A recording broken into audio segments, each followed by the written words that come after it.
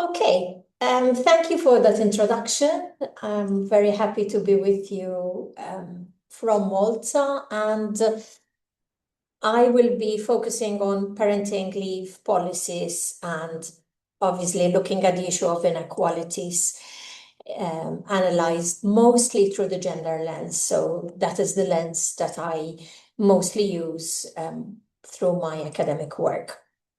I will be speaking about the main parenting leave policy, so maternity, paternity, and parental leave, but I will also touch upon other leaves like the urgent family leave and more recently adopted leaves like the parental bereavement leave and the miscarriage leave. So before delving on these specific leave policies, I think you need to understand the context wherever you are. It's fundamental to look at the position of women and men in the labor market, for example. It's important to look at how work conflicts with family issues. And the point I want to make is that you cannot see parenting leave policies in isolation.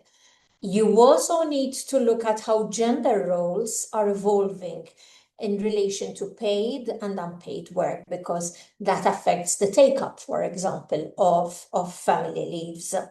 So focusing on Malta, if we look at the employment rates and if we focus on the employment rate of women and men between the ages of 25 and 54, so we're excluding the younger and the slightly older cohorts, we will find that we have 94, nearly 95% of men working and 85, nearly 86% of women in the labor market. This is according to the latest labor force survey. So in total, we have in that age cohort around 90% of women and men active in the labor market. So, that has evolved during the last years, and the female employment rate has really increased in the last 10 years or so.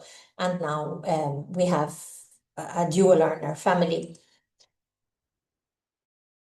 Malta has the lowest low fertility rate in the EU. If you look at the slide, you will realize that currently Malta has a fertility rate of just 1.06, making it in the category of lowest low, which is far away from the replacement level and making it the lowest in Europe. So that immediately starts telling you, okay, what is happening in relation to work-family conflict, like what is the situation in families, who is taking the caring roles, what is happening?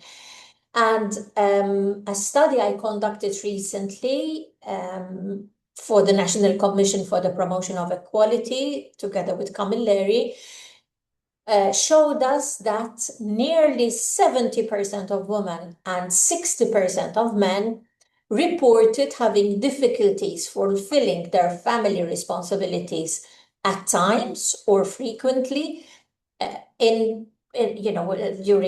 when we ask them. So quite a high rate of people in Malta reporting conflicts between paid work and family. And more women than men seem to be struggling. As you can see, the data shows that more women than men are actually struggling to combine paid work with family issues. Now, when we look at gender roles, when we ask the respondents who were males and females between 18 and 39, nearly everyone agreed in principle that it should be both parents, for example, caring and bringing up the children. When we follow that question with, but in your family, who takes on the biggest share of family responsibilities for the care of the children, then it was only 1% of men. So, in 2026, that is quite a stark reality, while nearly 50% of women claim to do so.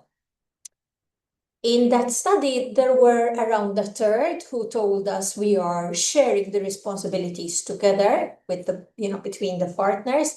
But interestingly, more males than female reported that they are doing so. So men felt that they are contributing and sharing that.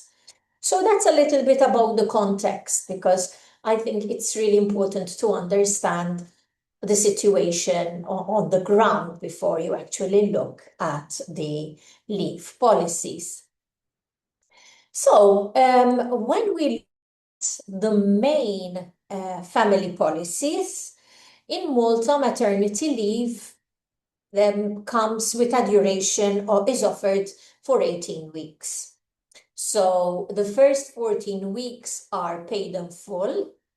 They're paid by the employer, and then the employer can make a claim to government to get a replacement for that money. So the first 14 weeks in full, the last 4 weeks are paid at sick pay level, so at around 25 euros. Through the research that we did for the National Commission of the Promotion of Equality, many mothers feel that they are rushed, and also from research, broader research, 18 weeks is a rather short period for mothers to return back to work.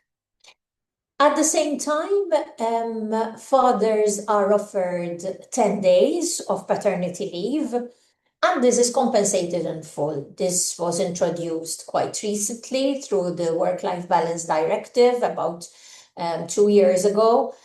But when you compare paternity leave with maternity leave, there is a gap of around 16 weeks between the parents. So the mother is obviously, probably many would argue, well, maternity leave, there's also the issue of the mother having to recuperate after giving birth. But seeing it from the eyes of the employers, the employer immediately thinks in terms of, okay, the mother is going to be away for a much longer period of time than the father. So that is an immediate gap that one can pinpoint in relation to maternity and paternity leave. So quite a big gap. When it comes to parental leave, this is offered at 4 months. So the parents have 4 months, and there's a compensation for half of that period. So for 2 months, the parents are paid at sick pay level. Now, sick pay level means having to get by on around 25 euros a day. And that is an extremely low amount, making it very difficult, I would say, for both parents, because that would be the time when they would have a loan on the home, possibly on the cars. In Malta, you need a private car, and they would be paying, they would have a loan for that. So getting by, and with a new baby at 25 euros, that makes it very, very difficult for fathers to take up the leave, even for mothers who are not well off, or, for example, if you have migrant mothers in Malta, where they would be, usually paying high rents, it makes it very difficult for these categories of parents to take up the leave. So it's not ideal. The payment rate is on the low side. And the law is very, very convoluted. Let me show you a little bit. When we speak about parental leave, for example, you can take 50% of entitlement until the child is 4, and then another 25% until the child is 6, and then another 25% when the child is 8. So it's very convoluted.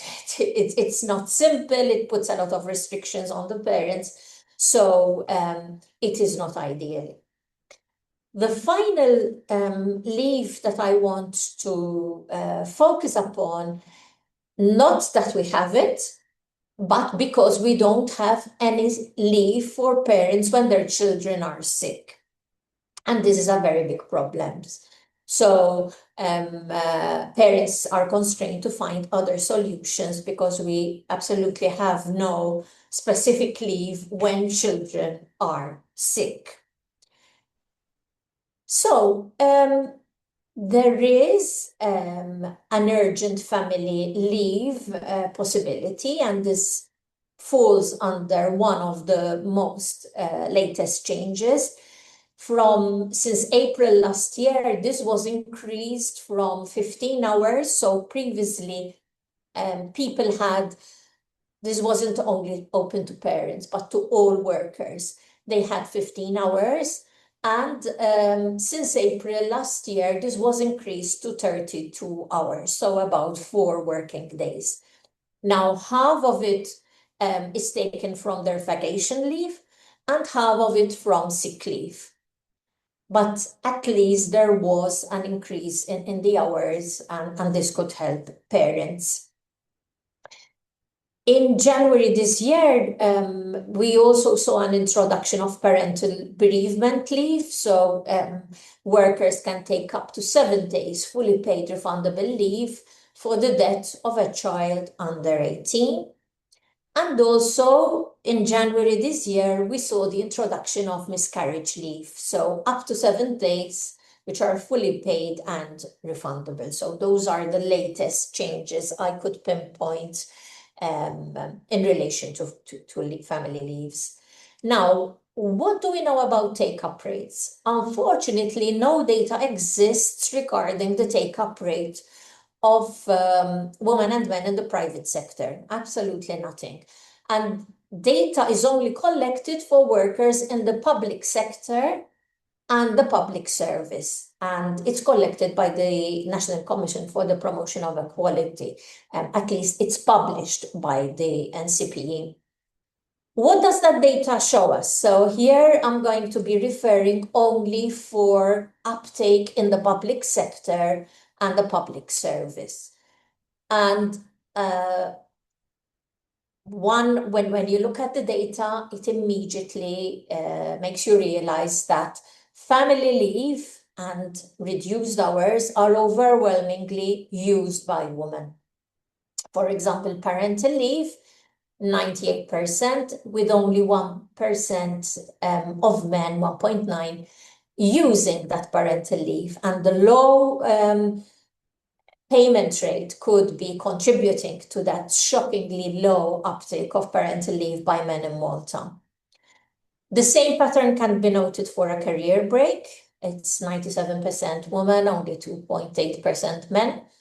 And when it comes to reduced working hours, so you can opt to work 20, 25, 30, or 35 hours, it's again women who are consistently reducing their hours, with the uptake ranging from 93 to 95% across all options. Now, when it comes to flexi time, this is a little bit less skewed, with men much more closer to parity. So when it comes to flexi time, it's 53%, 46% men. So this is the closest to gender parity. Remote working as well, there are more women, but it's 40% of men of the uptake was taken by men. But then when it comes to extended remote working hours, again, then it falls across gender. It's more gendered, in that 73% is taken up by women and 26% of men. So the bottom line is that women dominate uptake when the measures reduce working time or involve leave. Men's uptake is concentrated in flexible working arrangement where this does not affect their income. Essentially, that's the bottom line. So to start concluding,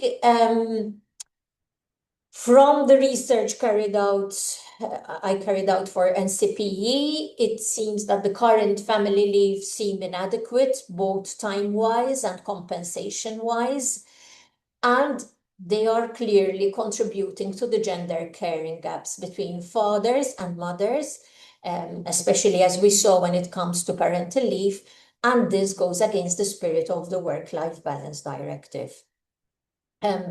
There seems to be a call for a total revision of work-family leave so that the leave is more generous, time-wise, compensation-wise, so that both parents are encouraged to take it in ways that would reduce the caring gaps between mothers and fathers and to address the work-family conflict, which is very palpable, it's real.